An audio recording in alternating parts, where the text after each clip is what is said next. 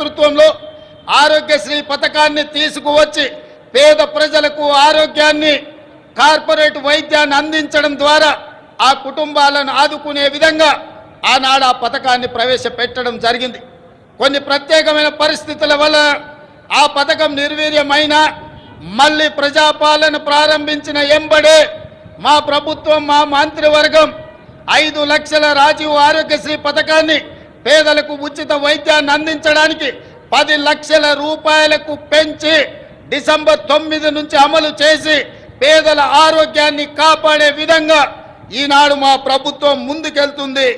అందుకే ఈరోజు పేదల యొక్క ఆరోగ్యం మా ప్రభుత్వం యొక్క బాధ్యత అని చెప్పి సగర్వంగా నేను తెలియజేస్తున్నాను. అదేవిధంగా యువత ఉద్యోగాల నోటిఫికేషన్లు పరీక్షల నిర్వహణ పారదర్శకంగా నిర్వహించడానికి తెలంగాణ పబ్లిక్ సర్వీస్ కమిషన్ని ప్రక్షాళన చేశాము.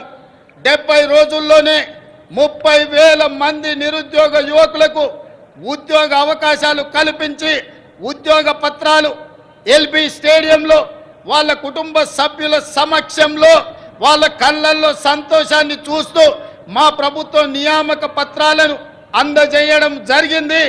ఈనాడు నిరుద్యోగ యువకుల యొక్క ఉద్యోగ ఉపాధి అవకాశాలు మా ప్రభుత్వం ఎంతో ప్రాధాన్యతతో వాటిని నిర్వహిస్తున్నది. అదేవిధంగా గ్రూప్ 1 నోటిఫికేషన్ ఇచ్చినాం. ఈ నెల 9న ప్రాథమిక పరీక్ష జరగబోతుంది. అదేవిధంగా మెగా డిఎస్సి పోస్టులతో 11,062 ఉద్యోగ నోటిఫికేషన్లు ఇచ్చినాం. తొందరలోనే ఈ టీచర్ల నియామకాలను చేపట్టడం ద్వారా తండాలలో గూడాలలో మారుమూల పల్లెల్లో పేదలకు విద్యను అందుబాటులోకి తీసుకొచ్చి ప్రతి పేదవాడికి విద్యను అందించాలన్న లక్ష్యమే మా ప్రభుత్వం యొక్క లక్ష్యము. ఆ దిశగా మేము ప్రయాణం చేస్తున్నాం. అదేవిధంగా వయో పరిమితిని కూడా 44 సంవత్సరాల నుంచి 46 సంవత్సరాలకు పెంచి ఈ ఖాళీలను భర్తీ చేసే నిర్ణయం మా ప్రభుత్వం తీసుకున్నది. మిత్రులారా, రాష్ట్రంలో లక్షల మంది ప్రజల సొంత ఇళ్ల కోసం ఎదురు చూస్తున్నారు. వారి కలలు నెరవేర్చేందుకు భద్రాద్రి రాముడు సాక్షిగా ఇందిరమ్మ ఇళ్ల పథకాన్ని ప్రారంభించాం. పేదల కోసం ఈ ఏడాది 4,50,000 ఇండ్లను మంజూరు చేయడమే కాదు 22,500 కోట్ల రూపాయలు నిధులు కేటాయించడం ద్వారా ప్రతి శాసనసభ నియోజకవర్గంలో 3,500 ఇళ్లు పేదవాళ్లకు నిర్మించి పేదవాడి సొంత ఇంటి కలను చిరకాల స్వప్నాన్ని మా ప్రభుత్వం పూర్తి చేయాలని దృఢ సంకల్పంతో ముందుకు వెళ్ళడం జరుగుతుంది.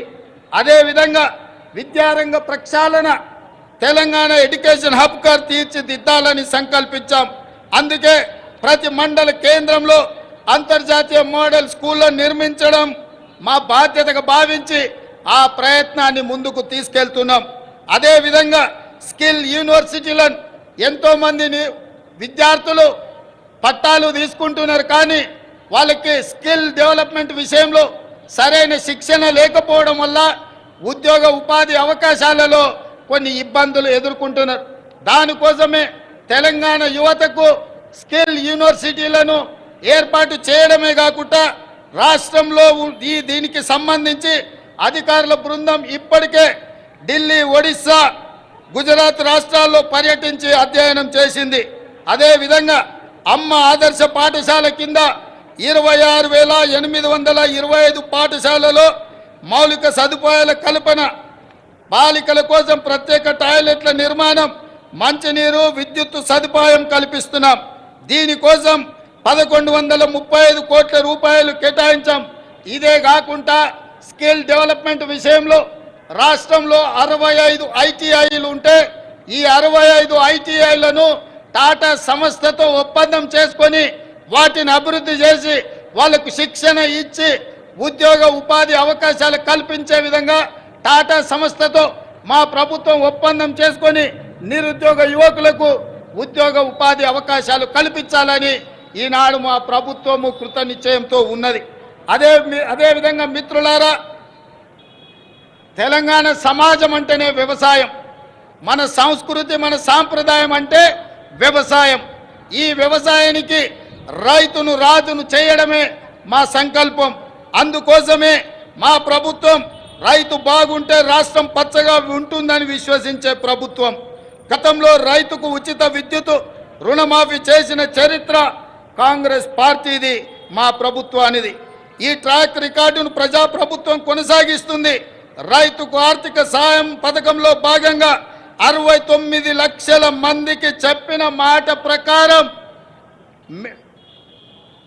7,500 కోట్ల రూపాయలు వారి ఖాతాలో జమ చేసి ప్రతి రైతుకు రైతు భరోసా పథకంలో నిధులను విడుదల చేయడం జరిగింది.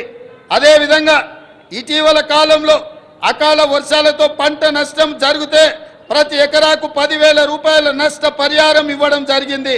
ధాన్య సేకరణ విషయంలో కూడా ఈరోజు 7,245 ధాన్య సేకరణ కేంద్రాలను ఏర్పాటు చేసి తండాలలో, గూడాలలో, మారుమూల పల్లెల్లో రైతులు పండించిన పంటను అక్కడే ధాన్య సేకరణ కేంద్రాలను ఏర్పాటు చేసి ఆ ధాన్యాన్ని సేకరించి తుట్టి తాలు తరుగు పేరు మీద తుట్టి తీయకుండా ప్రభుత్వం కఠినమైన చర్యలు తీసుకుంది. అకాల వర్షాలతో తడిసిన ధాన్యాన్ని కూడా కనీసం మద్దతు ధర ఇచ్చి కొనుగోలు చేసి రైతులను ఆదుకొని రైతులను కాపాడాలని, రైతులని రాజులుగా చెయ్యాలని మా ప్రభుత్వం దృఢ సంకల్పంతో పనిచేస్తుంది. ఇదే కాదు, ధరణి విషయంలో కూడా చాలా సమస్యలు, లక్షలాది సమస్యలు మా దృష్టికి వచ్చినాయి. వాటిని పరిష్కరించడానికి ధరణి విషయంలో కూడా ఒక కమిటీని ఏర్పాటు చేసి ప్రతి